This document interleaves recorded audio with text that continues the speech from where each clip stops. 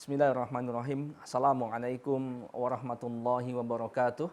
Alhamdulillah wassalatu wassalamu ala Rasulillah wa ala alihi wa sahbihi wa man walah. Amma ba'du, sahabat yang insyaallah dimuliakan Allah Subhanahu wa taala, kembali berjumpa dalam kajian akidah. Insyaallah saya akan menyampaikan sedikit bab tentang iman atau bab al-iman. Di sini ada 6 poin dan saya akan sampaikan 3 poin dari buku Dinul Islam ini. Mudah-mudahan ini bisa bermanfaat untuk kita semua, ya minimal sebagai bahan murojaah atau pengingat bagi yang sudah mendapatkan pelajaran ini. Bagi yang belum, mudah-mudahan menjadi wawasan atau tambahan ilmu baru. Baik, di poin yang pertama saya bacakan al-iman secara bahasa berarti kepercayaan. Kemudian sedangkan secara istilah, iman adalah suatu keadaan yang didasarkan pada keyakinan dan mencakup segi-segi perkataan dan perbuatan. Nah, ini iman. Jadi suatu keadaan yang didasarkan pada keyakinan dan dia mencakup segi-segi perkataan dan perbuatan. Ya. Yaitu perkataan hati dan perkataan lisan, kemudian perbuatan hati dan perbuatan anggota badan. Perkataan hati, ini contohnya misalkan adalah ilmu yang diyakini. Ini perkataan hati. Kemudian perbuatan hati apa? Perbuatan hati seperti niat yang ikhlas, ya, cinta kepada Allah, ya, takut kepada Allah, tawakal dan sebagainya. Sedangkan perkataan lisan ini seperti syahadat, 2 kalimat syahadat yang kita ucapkan, yaitu asyhadu alla ilaha illallah wa asyhadu anna muhammadar rasulullah. Kemudian kalimat tasbih, ya, subhanallah, atau zikir-zikir yang lainnya, kemudian kalimat istighfar. Ya, ini adalah perkataan lisan.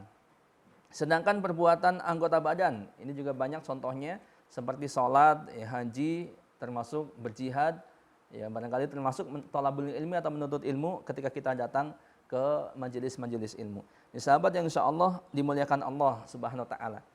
Di poin yang pertama ini berbicara tentang iman menurut Ahlus Sunnah wal Jamaah, ya. Nanti ada definisi-definisi iman menurut kelompok-kelompok yang lain.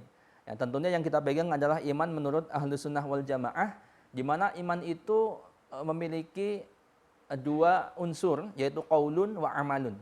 Ya, qaulun wa amalun.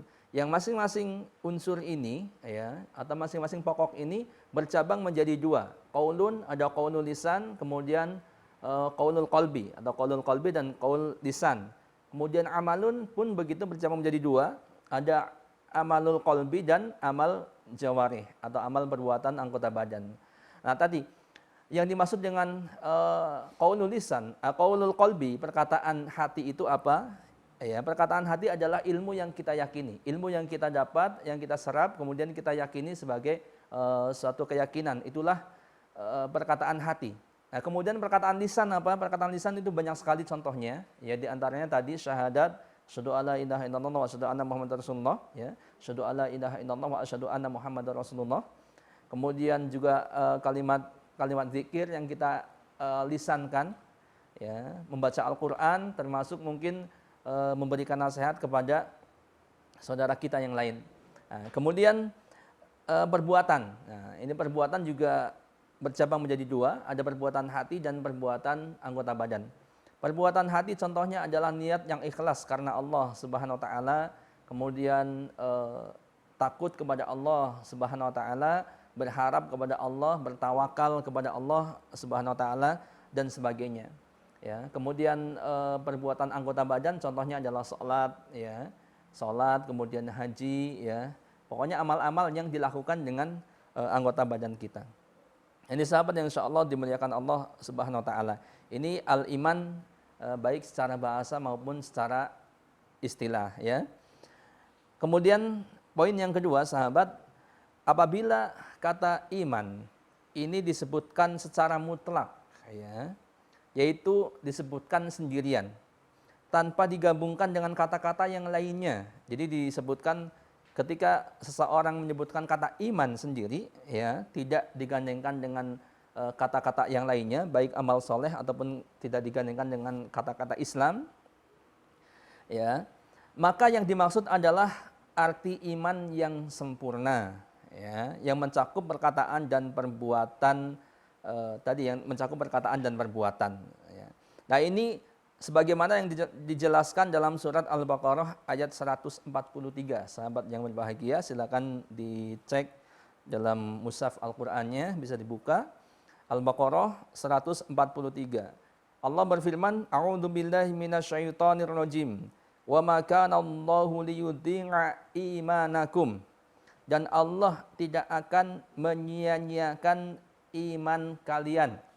Nah, ini sahabat, di ayat ini terdapat kalimat imanakum, iman kalian, ya. Apa yang dimaksud? Kita lihat di sini dibubuhkan tafsir dari surat Al-Baqarah 143 tersebut dan perkataan para ulama, ya.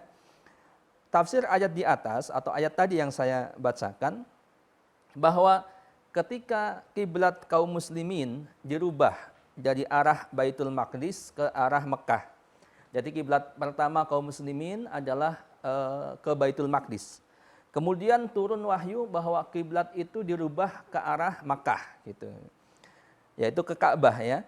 Maka orang-orang kaum muslimin pada saat itu bertanya-tanya tentang status sholat mereka yang selama ini dilakukan menghadap ke Baitul Maqdis. Ya kan sekarang udah menghadap ke Ka'bah, ke Mekah. Nah, bagaimana dengan sholat-sholat kita yang dulu, kata mereka nih ya, kalau bahasa kita. Yang dulu kita kerjakan menghadap ke Baitul Maqdis, ya. Maka sahabat yang berbahagia, pertanyaan-pertanyaan itu kemudian dijawab oleh Allah Subhanahu wa taala dengan turunnya ayat tadi, "Wa makanallahu liyudhi'a imanakum." Ya. Allah tidak akan menyia-nyiakan iman kalian.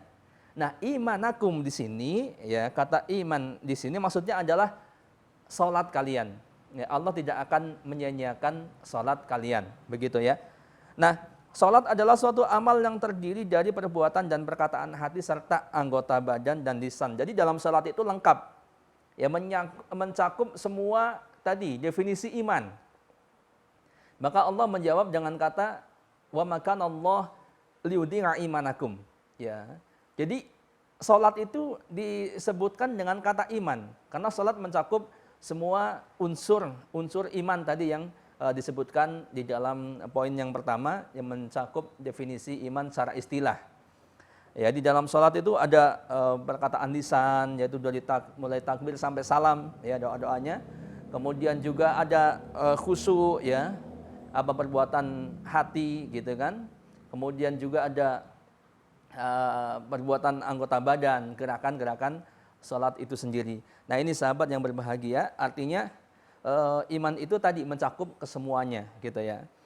Baik, kemudian di sini disebutkan perkataan Imam Al-Hulaimi rahimahullah. Beliau berkata, "Ajma'al mufassirun ala annahu arada salatakum ila Baitul Maqdis wa sabata anna salata imanun. Wa idza sabata dzalika faqulu ta'atin imanun idza lam a'lam fariqan fi hadhihi tasmiyati baina salati wa sairil ibadat." Para ahli tafsir telah berijma. Nah, ini sahabat yang berbahagia. Jadi seluruh ahli tafsir Al-Qur'an itu telah berijma. Ya, ijma itu telah sepakat gitu ya. Telah sepakat bahwa yang dimaksud dengan ungkapan dalam ayat tadi, ya, wa makanallahu liyudhi'a imanakum. Allah tidak akan menyia-nyiakan iman kalian. Yang dimaksud dengan ungkapan imanakum pada ayat tersebut adalah salat kalian yang berkiblat ke arah Baitul Maqdis. Ya, sahabat yang berbahagia, ya. Di sini terbukti bahwa salat dinamakan dengan iman. Jika demikian halnya, maka semua amal ketaatan ini adalah iman. Semua amal ketaatan adalah iman. Kenapa? Karena tidak ada bedanya antara salat dengan amal ibadah yang lainnya dalam penamaan sebagai bagian dari iman. Jadi ibadah-ibadah yang lain pun maka ini disebut dengan iman, begitu ya. Kenapa? Karena tidak ada bedanya. Salat ibadah, ibadah yang lain juga ibadah, begitu.